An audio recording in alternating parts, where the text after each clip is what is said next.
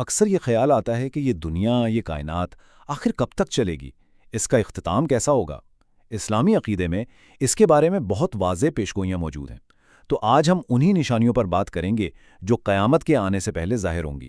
جی ہاں، یہ کوئی سائنس فکشن فلم کا سین نہیں ہے، بلکہ یہ اسلامی روایت میں بیان کی گئی قیامت کی سب سے بڑی اور گہری نشانیوں میں سے ایک ہے۔ تو چلیے اس میں ذرا اور گہرائی میں اترتے ہیں۔ تو دیکھیں، اسلامی متون میں دنیا کے خاتمے کو کئی ناموں سے پکارا گیا ہے، جیسے کہ الساعۃ یعنی وہ گھڑی، یا قیامت، اور یوم الدین یعنی فیصلے کا دن۔ اور یہ جو عظیم واقعات ہیں، ان سے پہلے کچھ نشانیاں ظاہر ہوں گی۔ ان نشانیوں کو آپ کہہ سکتے ہیں کہ دو حصوں میں بانٹا جاتا ہے، چھوٹی اور بڑی، جو آخری واقعات سے پہلے ایک وارننگ کی طرح ہیں۔ اور یہ جو چھوٹی نشانیاں ہیں نا، یہ آہستہ آہستہ ظاہر ہوتی ہیں۔ بہت سے لوگ تو آج کل کے واقعات کو، جیسے دنیا بھر میں جنگیں، ماحولیاتی تبدیلیاں یا سیاسی بحران، انہی نشانیوں کی ایک شکل سمجھتے ہیں، جو اس بات کا اشارہ ہے کہ آخری وقت قریب آتا جا رہا ہے۔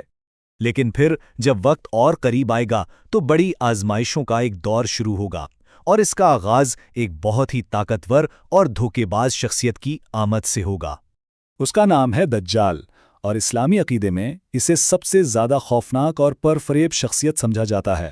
تو دجال کی آمد اصل میں سچ اور جھوٹ کے درمیان ایک آخری معرکے کا آغاز ہے، ایک ایسی جنگ جو حضرت عیسیٰ علیہ السلام کی واپسی سے اپنے انجام کو پہنچے گی۔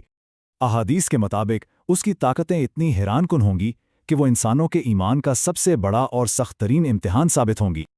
لیکن ٹھیک اسی وقت جب دجال کا دھوکہ اپنے عروج پر ہوگا، ایک اور بہت بڑی نشانی ظاہر ہوگی جو سارے حالات کا پانسا پلٹ دے گی۔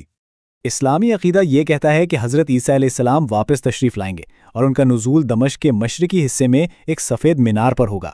اب اس سلائیڈ میں جو سب سے دلچسپ بات ہے نا، وہ حضرت عیسیٰ علیہ السلام کے مشن کی خاص نوعیت ہے۔ وہ کوئی نئے نبی بن کر نہیں آئیں گے، بلکہ ایک عادل حکمران اور نبی محمد صلی اللہ علیہ وسلم کے پیروکار کے طور پر بگڑے ہوئے نظام کو ٹھیک کرنے آئیں گے۔ ان کی حکمرانی کا دور آزمائشوں کو ختم کرے گا، اور پھر امن اور خوشحالی کا ایک نیا دور شروع ہوگا۔ یہ دنیا کے آخری مرحلے میں داخل ہونے سے پہلے سچائی کی طرف ایک آخری عظیم دعوت ہوگی۔ امن کے اس دور کے بعد پھر دو ایسی حتمی نشانیاں ظاہر ہوں گی جو سب کچھ بدل دیں گی، جو کائناتی نظام میں ایک بہت بڑی تبدیلی کا اشارہ ہوں گی۔ اور اہم نکتہ یہ ہے کہ جب یہ نشانیاں ظاہر ہو جائیں گی تو توبہ کا دروازہ ہمیشہ کے لیے بند ہو جائے گا، اور سچے دل سے ایمان لانے کا موقع بھی ختم ہو جائے گا۔ فطرت کے قوانین کا یہ الٹ پھیر ایک ایسی عالمی اور ناقابل تردید نشانی ہوگی جسے کوئی بھی جھٹلا نہیں سکے گا۔ اور قرآن کی اس آیت کی تشریح میں علماء کرام اکثر اسی واقعے کی طرف اشارہ کرتے ہیں۔ لیکن سوال یہ ہے کہ آخر اس پوائنٹ پر آ کر ایمان قبول کیوں نہیں کیا جائے گا؟ اس کی وجہ بہت گہری ہے۔ کیونکہ اس وقت ایمان لانا غیب پر یقین رکھنے کا امتحان نہیں رہے گا، وہ تو ایک مجبوری بن جائے گا جب سچائی آنکھوں کے سامنے آ جائے گی۔ زندگی کا اصل امتحان تو اپنی مرضی سے بغیر دیکھے یقین کرنا ہے، اور ایسے زبردست جھٹکے کے بعد لایا گیا ایمان بہت دیر سے لایا گیا ایمان سمجھا جائے گا۔ اور سورج کے مغرب سے طلوع ہونے کے آس پاس ہی ایک اور بڑی نشانی ظاہر ہوگی۔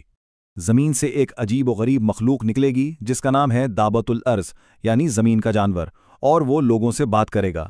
اس کا مقصد مومن اور کافر کے درمیان ایک آخری اور واضح فرق قائم کرنا ہوگا۔ اور اس کا کام بالکل واضح ہے، یہ انبیاء کے معجزات یعنی حضرت موسیٰ کے عصا اور حضرت سلیمان کی انگوٹھی کا استعمال کرتے ہوئے ہر انسان پر ایک نشان لگائے گا، جس سے مومن اور کافر کی پہچان سب پر بالکل واضح ہو جائے گی۔ ان واقعات کے بعد سمجھیں کہ بس دنیا کا وقت پورا ہو چکا، اور آخری نشانیاں بہت تیزی سے ایک کے بعد ایک ظاہر ہونا شروع ہو جائیں گی۔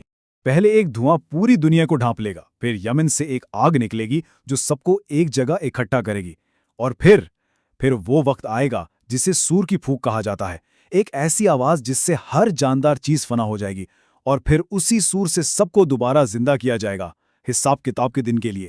تو آخر ان تمام اتنی بڑی بڑی دنیا کو ہلا دینے والی نشانیوں کا اصل مقصد کیا ہے؟